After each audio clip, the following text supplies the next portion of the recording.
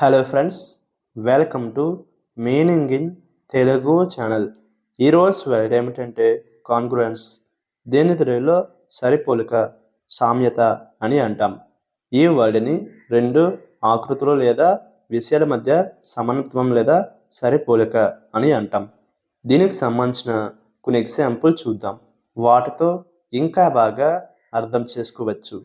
For example, ఫస్ట్ది, the congruence of their opinions made the decision making process smoother. అంటే తెలుగులో వారి అభిప్రాయాల సారూప్యత నిర్ణయ స్వీకరణ ప్రక్రియను సులభతరం చేసింది.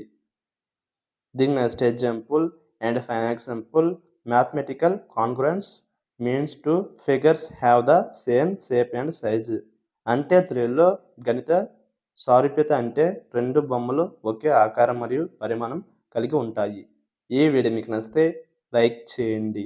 మరిన్ని వీడియో కోసం మా ఛానల్ని సబ్స్క్రైబ్ చేసుకోండి. Thank you friends.